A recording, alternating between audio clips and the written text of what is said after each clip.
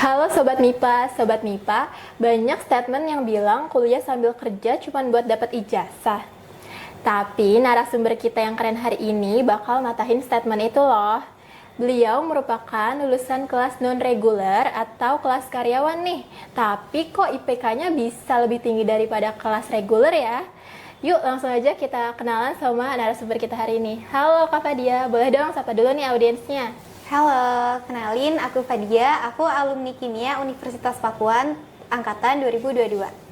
Oke, tadi kan sebelumnya di highlight dapat IPK tertinggi se-FMIPA Unpak. Boleh dong Kak di-spill dapat IPK berapa sama gimana nih cara Kak Fadia dapat IPK itu?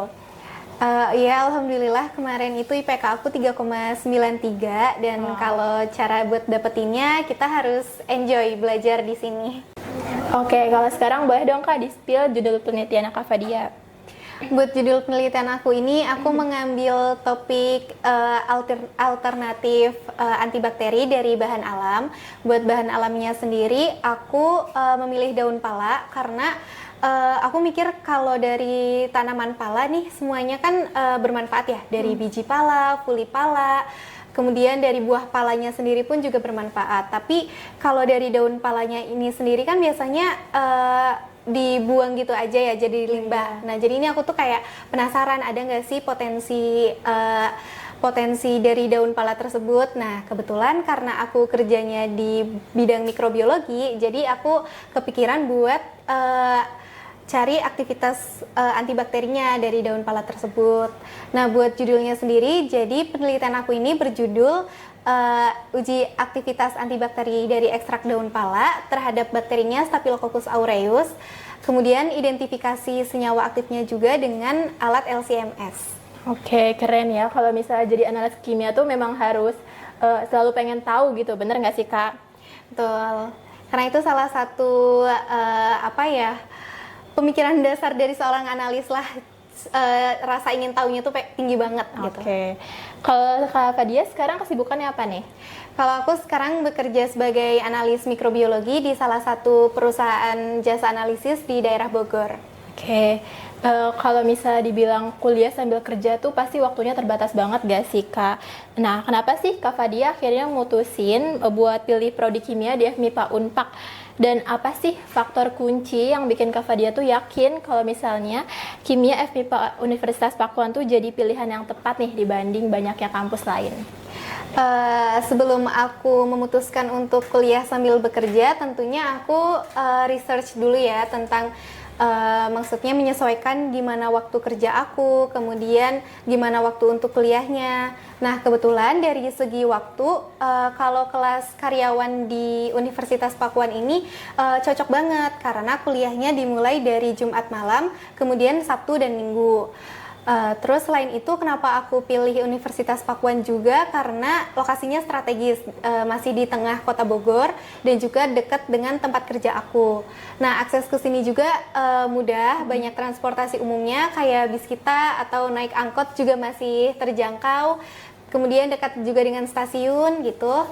Kemudian selain dari sisi itu dilihat juga dari fasilitas dan akreditasinya. Nah, kalau dari kimia Unpak ini kan aku lihat akreditasinya itu udah unggul ya. Iya. Jadi aku berpikir kalau akreditasinya udah bagus, pasti fasilitasnya juga bagus dong. Benar. Terus juga aku ngerasa kalau akreditasinya unggul ini, ilmu yang aku dapetin dari Unpak ini bisa terjamin dan juga bisa dipertanggungjawabkan. Oke, berarti kimia di FMIPA Unpak itu benar-benar ada support, ada kelas non-regulernya ya yang bisa support karyawan tetap bisa dapat gelar S1 gitu.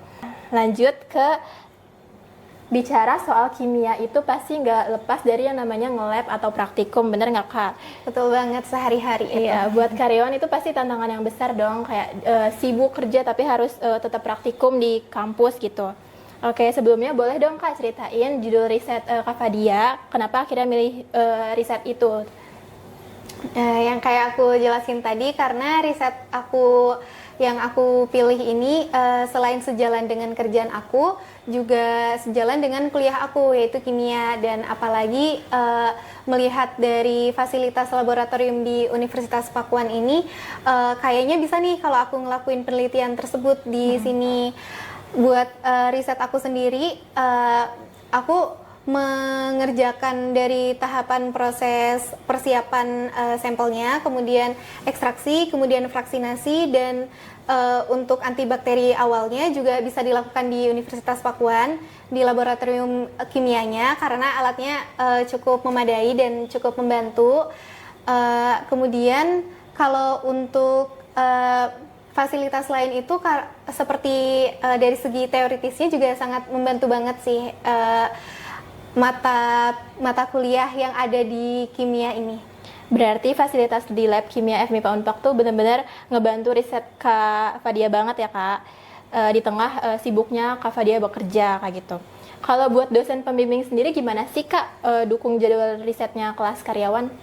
Kalau dosen pembimbing di sini juga waktunya sangat fleksibel ya kalau buat bimbingan atau buat diskusi, karena selain kita bisa bertemu di weekend, di Sabtu Minggu, di secara offline ya di laboratorium kimia, tapi kita juga bisa request kalau misalkan di hari weekday, misalkan setelah pulang kerja jam sore atau malam gitu tuh bisa. Jadi itu sangat membantu penelitian aku dan juga mempercepat penelitian juga sih.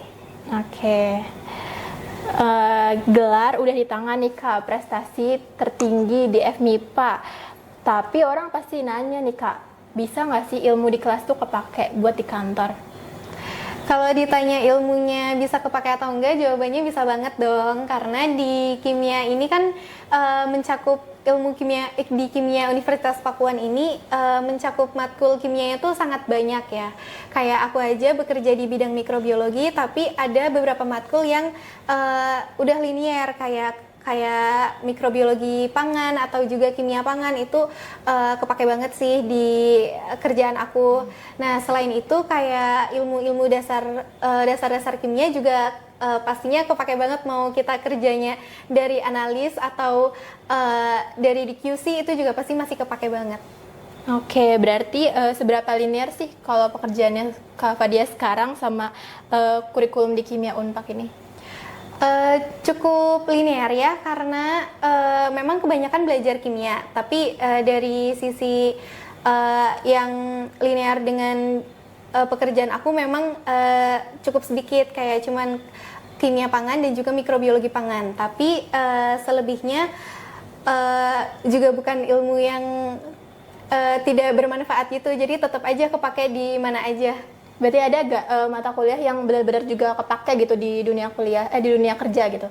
Ada banget, itu mikrobiologi pangan itu kepake banget. Nah, boleh dong Kak kasih tipsnya buat Sobat MIPA, gimana sih punya manajemen waktu yang baik, tetap punya work-life study balance di tengah sibuknya kerja gitu kan, tapi harus tetap belajar kayak gitu, tanpa harus kehilangan karir. Sebenarnya tipsnya itu harus konsisten ya yang pertama, tapi itu emang susah banget dilakuin banyak orang. Tapi kalau nggak konsisten itu pasti berat banget kalau numpuk di hari H gitu. Makanya aku selain konsisten, aku juga terbiasa buat list prioritas itu. Jadi aku tuh tahu mana dulu yang harus aku kerjain dari segi misal kuliah, tugas, ataupun dari kerjaan. Itu tuh sangat membantu banget buat aku memanage waktu aku gitulah, jadi nggak blunder dalam satu waktu gitu. Tapi kan tugas kimia tuh banyak banget ya Kak, belum lagi tugas tulis laporan praktikum. Nah gimana sih Kak Fadia ngerjainnya malam-malam Kak, atau gimana nih pulang kerja dicicil Kak, gimana tuh Kak? Kalau itu aku selalu nyicil pulang kerja, nggak cuma laprak tapi belajar juga aku nyicil tiap hari sih, kayak bikin poin-poin penting gitu, karena itu sangat meringankan ya daripada dikebut semalam saat mau UAS atau mau deadline praktikum gitu. Oke, jadi gitu guys, buat kalian nih yang udah bekerja tapi masih mau memperdalam ilmu kimia, bisa banget buat daftar ke kimia di FMIPA Unpad. Kenapa? Karena FMIPA Unpad menyediakan kelas non-regular atau kelas karyawan dengan beberapa keunggulan seperti tadi nih, seperti jam kuliahnya yang fleksibel, lokasinya yang strategis ada di tengah kota Bogor, kemudian fasilitasnya yang sangat memadai, juga yang paling penting akreditasinya udah unggul ya.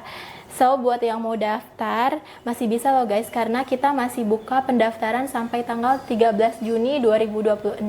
Buat linknya kalian bisa lihat di description box ya. Oke, lanjut nih. Berarti Kak Fadia ini luar biasa banget ya teman-teman.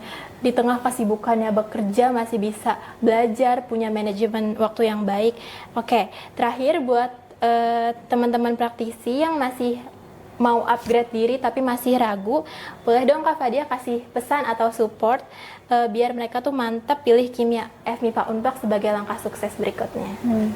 Oke, buat kalian yang masih ragu buat milih kimia, kalian tenang aja karena kimia itu walaupun kelihatannya susah, belajar tentang reaksi, tentang molekul, tapi sebenarnya masih bisa dipahami kok pelan-pelan.